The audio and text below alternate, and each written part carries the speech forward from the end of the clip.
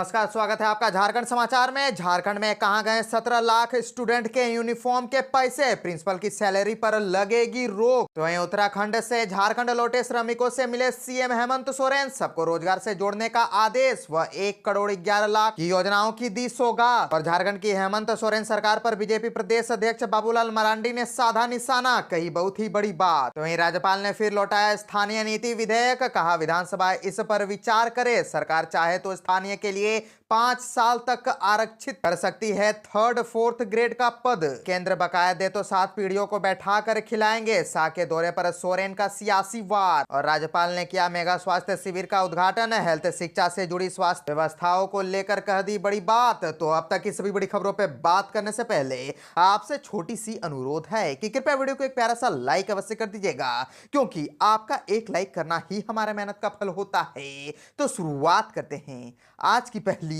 और बड़ी खबर से।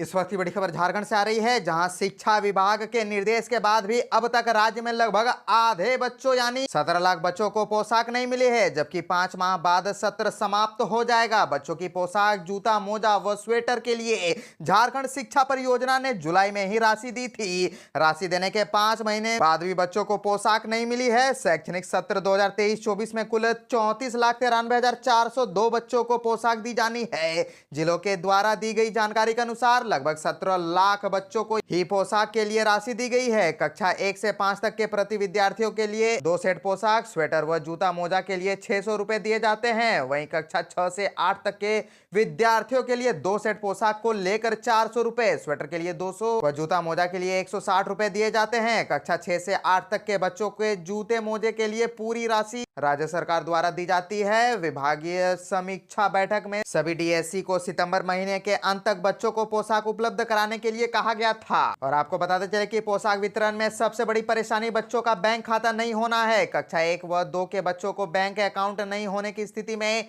विद्यालय प्रबंधन समिति के माध्यम से पोशाक क्रय कर उपलब्ध कराया जाता है। राज्य में कक्षा 1 व 2 को अधिकतर बच्चों के पास बैंक खाता ही नहीं है। राशि उपलब्ध होने के बाद भी बच्चों को पोशाक नहीं मिलने की स्थिति में संबंधित विद्यालय के प्रधान अध्यापक पर कार्रवाई की जा रही है। और आपको बताते चले कि विद्यालय के प्रधान अध्यापक के वेतन पर रोक लगाई जा रही है। जिला स्तर पर इस संबंध में पत्र भी जारी किया गया है। प्रधान अध्यापक पर की गई कार्रवाई की जानकारी मुख्यालय को भी दी गई है।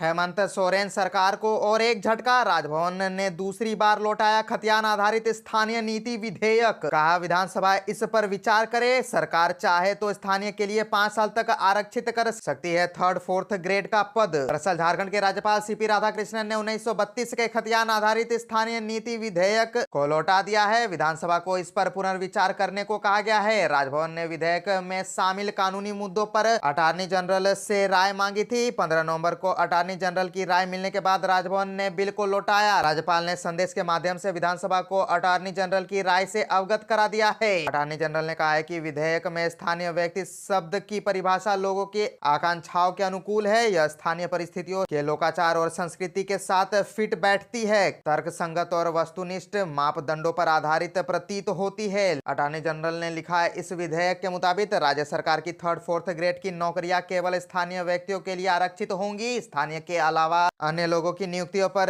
पूरी तरह से प्रतिबंध रहेगा। मुझे लगता है कि 3rd 4th ग्रेड की नौकरियों के लिए आवेदन करने से अन्य लोगों को वंचित नहीं किया जा सकता। इसके बजाय सुरक्षित तरीका यह है कि सभी चीजों से स्थानीय व्यक्तियों को समान प्राथमिकता दी जाए। हालांकि 3rd 4th ग्रेड के लिए स्थानीय व्यक्ति पर विचार किया जा सकता है।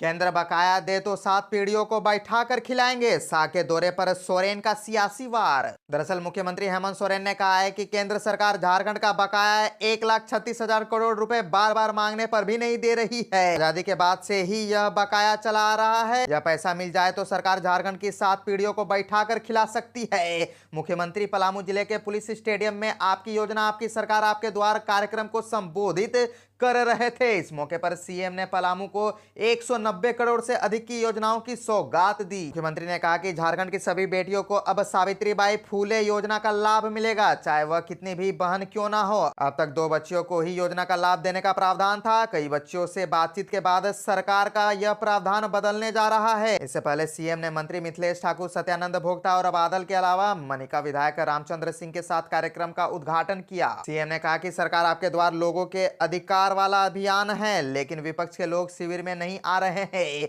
इसका मतलब यह है कि उनके साथ बुजुर्ग, महिला, गरीब, आदिवासी नहीं, केवल पूंजीपति है। उन्होंने कहा कि प्रतिपक्ष की एक नेत्री ने उन्हें 8-10 पन्ने का मांग पत्र सौंपा, लेकिन जब कार्यक्रम में आने को कहा गया तो बोले कि पार्टी उन्हें इजाजत नहीं देती।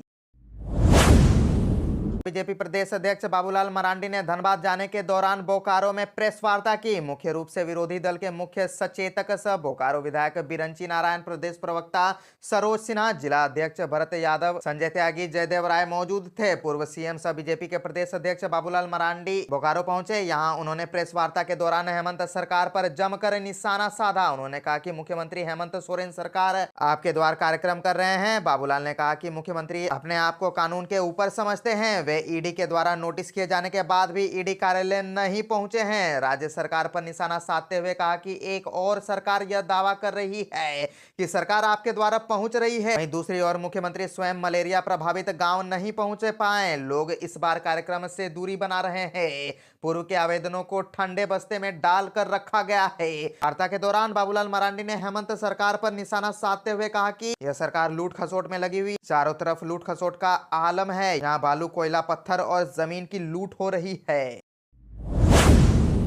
उत्तराखंड से झारखंड लौटे श्रमिकों से मिले सीएम हेमंत सोरेन, सबको रोजगार से जोड़ने का आदेश व 1 करोड़ 11 लाख की योजनाओं की सौगात। दरअसल मुख्यमंत्री हेमंत सोरेन ने उत्तराखंड के उत्तरकाशी में यमुनोत्री नेशनल हाईवे पर निर्माणाधीन सिलक्यारा टनल से सुरक्षित निकाले गए श्रमिकों व उनके परिजनों को राज्य सरकार की विभिन्न योजनाओं से जोड़ने का निर्देश दिया है। श्रमिकों को करीब 1 करोड़ 11 लाख की योजनाओं का लाभ दिया जाएगा। मुख्यमंत्री ने अधिकारियों को निर्देश दिया है कि इन श्रमिकों को अब आवास योजना, पेंशन योजना, आयुष्मान कार्ड, कृषि यंत्र, मुख्यमंत्री रोजगार सृजन योजना, मनरेगा जॉब कार्ड, मुख्यमंत्री पशुधन योजना, पशु शेड योजना, ग्राम गाड़ी योजना समेत अन्य योजनाओं से आच्छादित किया जाए। मुख्यमंत्री ने श्रमिकों से कहा कि मैं स्वयं आपके रोजगार और आपको दी जाने वाली योजनाओं की मॉनिटरिंग करूंगा। रांची एयरपोर्ट लौटने के बाद सभी श्रमिक सीएम आवास लाए गए, जहां सीएम ने उनसे मुलाकात की। मुख्यमंत्री के निर्देश पर ही राज्य के श्रमिकों और उनके परिजनों को आज विमान से रांची लाया गया। मुख्यमंत्री ने मुलाकात करने पहुंचे सभी श्रमिकों से कहा कि राज्य सरकार श्रमिकों के साथ है। राज्य सरकार ने श्रमिकों की सुरक्षा और कल्याण के लिए कई योजनाएं शुरू की है।